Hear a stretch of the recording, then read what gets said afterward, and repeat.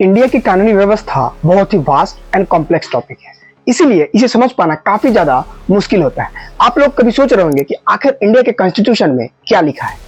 Police कभी जो किसी पर्सन को अरेस्ट करती है किस बिहाफ पे अरेस्ट करती है, और कोर्ट में जो ट्रायल होते हैं वो किस बिहाफ पे होते हैं। चलिए इन सारे चीजों को हम इस वीडियो के अंदर समझते हैं। जब कोई भी एक नया देश बनता है तो उस देश को कैसे चलाना है, किस तरीके के प्रजा वहां रहेंगे, किस तरीके से लोग वोट डाल सकते हैं, ये सारे चीजें के लिए एक कॉन्स्टिट्यूशन तैयार किया जाता है। इसीलिए इंडिया जब ब्रिटिश से आजाद हुआ तो बहुत सारे इंटेलिजेंट लोगों ने मिलकर 1949 के अंदर एक पार्लियामेंट में ड्राफ्ट पेश की, जिसमें यह बताया गया था कि आखिर इंडिया को किस तरीके से गवर्न किया जाएगा, लोगों के यहाँ पे क्या राइट्स होंगे। और 26 जनवरी 1950 को यह ड्राफ्ट कॉन्स्टिट्यूशन ऑफ इंडिया के हिसाब से पूरे ऑल ओवर इंडिया में लागू हो गया, और इसीलिए हम 26 जनवरी को रिपब्लिक डे के हिसाब से मनाते हैं। और एक्चुअली रिपब्लिक का मतलब होता है हेड ऑफ द नेशन, इसलिए इंडिया का जो हेड ऑफ द नेशन है वो प्रेसिडेंट होते हैं। तो जब इंडिया का कॉन्स्टिट्यूशन इंडिया में लागू किया गया था तो उस समय की डेट पे टोटल 395 आर्टिकल्स थे 22 पार्ट्स के अंदर, और 8 शेड्यूल्स थे। एक्चुअली ये देखा गया कि अगर कॉन्स्टिट्यूशन को स्टोरी फॉर्म में बना दिया जाएगा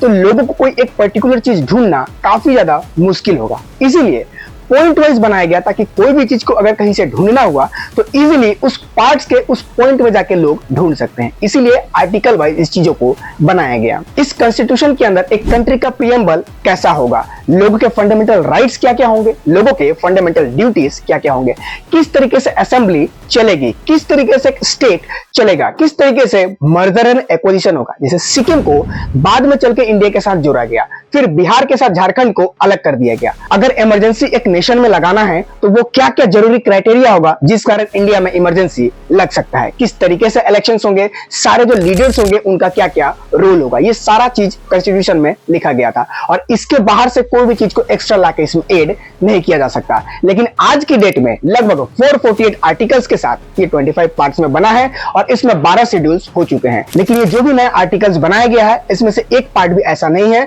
कि उन 395 आर्टिकल्स को छोड़ के बनाया गया, उन सारे चीजों को नजर में रखते हुए ही इन चीजों को बनाना है। लेकिन अब हम आते हैं तो अगर कोई लैंड डिस्प्यूट्स हो गया या फिर कोई कॉन्ट्रैक्ट किसी को तोड़ दिया गया, या फिर आपने सुना होगा Muslim personal law, Hindu personal law, ये सारे चीज कैसे बनी। एक बात आप क्लियर कीजिए कि इसमें जो भी चीज बनाया गया है वो कॉन्स्टिट्यूशन ऑफ इंडिया के अगेंस्ट में नहीं है, ये सारे चीज को नजर में रखते हुए ही अलग अलग किताब लिखी गई है। इसलिए जो मुस्लिम पर्सनल लॉ है वो बोलता है कि ट्रिपल तलाक लागू है, यानी 3 बार तलाक दे देंगे तो वो डिवोर्स हो जाता है। लेकिन वही हिंदू पर्सनल लॉ में अगर आपको डिवोर्स लेना है तो काफी ज्यादा लंबा प्रोसेस से गुजरना पड़ता है। लेकिन मुस्लिम पक्ष में जो प्रॉपर्टी होता है उस प्रॉपर्टी में हिस्सा बेटियों का भी होता है, लेकिन हिंदू में प्रॉपर्टी में एक भी हिस्सा बेटियों का नहीं होता, सिर्फ और सिर्फ बेटों का है।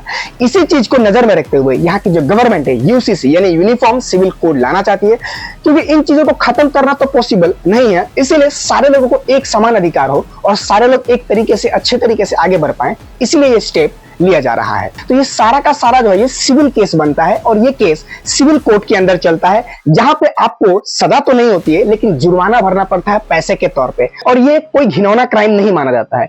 लेकिन अब मान के चलिए कि किसी के साथ मुठभेड़ हो गया, किसी को थप्पड़ मार दिया, किसी को कहीं उल्टा पुल्टा चीजों से मार दिया, ब्लड निकल गया, किसी का कभी मर्डर हो गया, रेप हो गया, ये एक घिनौना क्राइम इंडिया के अंदर माना गया। इस चीज से डील करने के लिए आईपीसी यानी इंडियन पीनल कोड के तहत अलग अलग सेक्शंस लगाए जाते हैं लोगों पे, जिसपे पुलिस में उन लोगों को अरेस्ट करती है। ये जो इंडियन पेनल कोड है ये 1860 में लॉर्ड मैकॉले के टाइम से बना हुआ चीजों को आज भी इंडिया फॉलो करता है, जिसमें 511 सेक्शन है। कॉन्स्टिट्यूशन ऑफ इंडिया में आर्टिकल्स थे, यहाँ पे सेक्शन है, लेकिन ये जितने भी सेक्शन हैं ये कॉन्स्टिट्यूशन ऑफ इंडिया के अगेंस्ट में है। इन सारे चीजों को नजर में रखते हुए ही इन चीजों को बनाया गया है। जैसे आप मान के चलिए कि किसी का मुठभेड़ हो जाता है और कोई किसी एक पर्सन को थप्पड़ मार देता है, तो वो सेक्शन 323 के अंदर वॉलंटरी कॉजिंग हार्ट के अंदर आता है और इसमें लगभग 1 साल तक का जेल हो जाता है। या फिर किसी पर्सन को मारने का ट्राई किया गया हो और उसके शरीर से ब्लड निकला हो तो वो सेक्शन 307 के तहत अटेम्प्ट टू मर्डर के क्राइम में आ जाता है। या फिर किसी पर्सन ने किसी एक इंसान को डेंजरस वेपन के साथ मारने की कोशिश की हो तो ये सेक्शन 324 के तहत आ जाता है। इसीलिए जो भी पुलिस किसी एक पर्टिकुलर पर्सन को अरेस्ट करती है वो देखिएगा सेक्शन, धारा या फिर दफा लगाकर अरेस्ट करती है, और इसी से उनको राइट मिलता है कि वो किसी एक पर्टिकुलर पर्सन को अरेस्ट कर सकती है। लेकिन पुलिस सिर्फ अरेस्ट कर सकती है, सजा नहीं दे सकती है। पुलिस अपने हिरासत में सिर्फ और सिर्फ 24 घंटे किसी एक पर्टिकुलर इंसान को रख सकती है और इसके बाद उसको कोर्ट में ट्रायल के लिए भेज दिया जाता है, और कोर्ट इन सारी चीजों को देखता है अगर क्राइम घिनौना है तो कोर्ट बेल नहीं देता, और अगर बेल देने वाला क्राइम है तो जो इंसान विक्टिम है वो अगर बेल के लिए अप्लाई करेगा तो उसको बेल भी मिल जाएगा। और अगर बेल नहीं मिलता है तो कोर्ट क्या करती है, उसको जेल में रख देती है और इसके बाद वो अपने जुडिशियल कस्टडी में ला लेती है। और अगर पुलिस को इन्वेस्टिगेशन के दौरान कुछ जानना होता है तो कोर्ट से जाकर रिक्वेस्ट करती है कि जो पर्सन आपने रखा है जुडिशियल कस्टडी में उसको पुलिस कस्टडी में दीजिए, ताकि हम लोग इसकी पूछताछ कर सकें। और ये ज्यादा से ज्यादा 15 दिन तक चलता है। और कोर्ट के अंदर जो ट्रायल होते हैं वो किस तरीके से होंगे, उसका क्या प्रोसेस होगा, जैसे सिविल लॉ में था उसी प्रोसेस को हम कहते हैं कोड ऑफ क्रिमिनल प्रोसीड्यूर। और ये 1973 में इंट्रोड्यूस किया गया था कि किस तरीके से जो जजेस होंगे, जो कोर्ट होगा, वो एक पर्टिकुलर पर्सन के साथ ट्रीट करेगा और किस तरीके से वो आगे बढ़ेगा, ताकि उसका भी चीजों को नजर में रख के आगे बढ़ा जा सके।